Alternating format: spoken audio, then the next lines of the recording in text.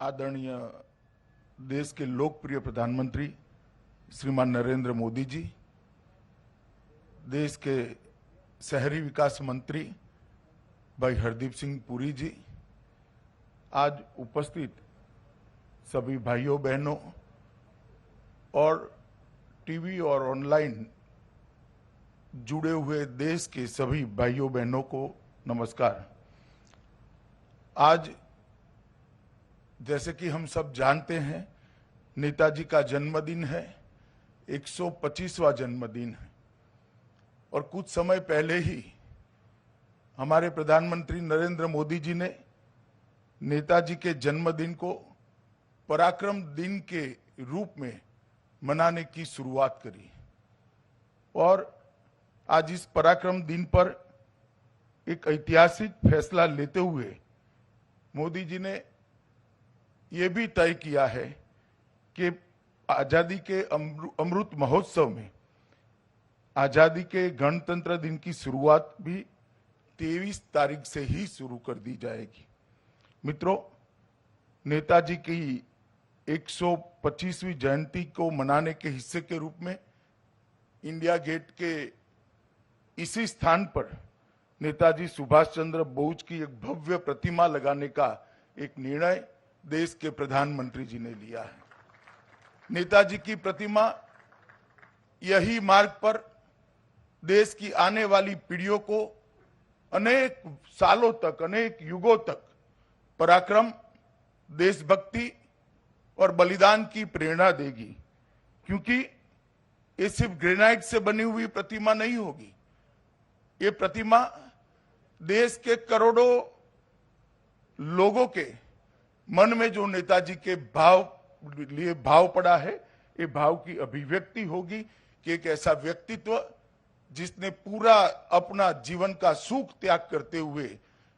लगभग 35,000 किलोमीटर की यात्रा या तो मोटर कार से या तो पनडुब्बी के अंदर नीचे दरिया के नीचे करी और कलकत्ता से लेके वाया बर्लिन से जापान तक की ये यात्रा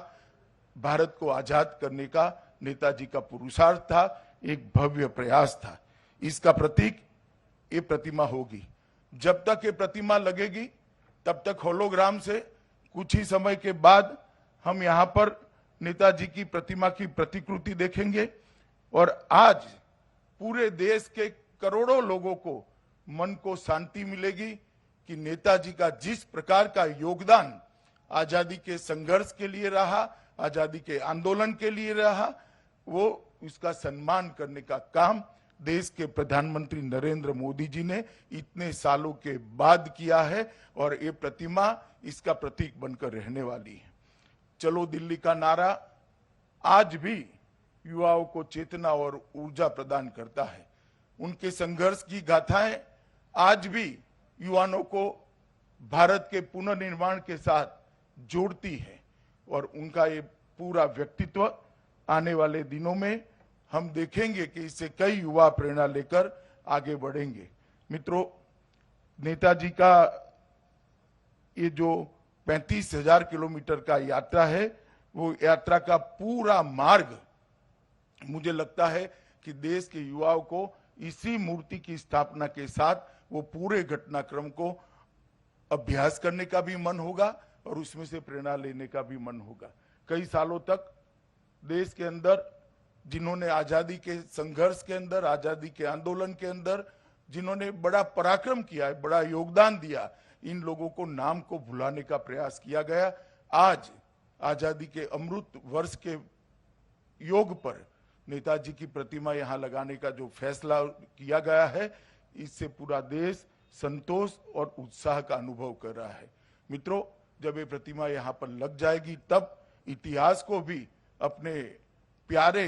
बेटे को यहाँ देखकर बहुत संतोष होगा, ऐसा मेरा मानना है। मैं हम सब की ओर से, पूरे देश की ओर से इस फैसले को, प्रधानमंत्री जी को इस फैसले लेने के लिए बहुत बहुत धन्यवाद ज्ञापित करता हूँ। मित्रों, प्रधानमंत्री जी ने एक और बड़ा निर्णय किया है कि देश के अंदर जो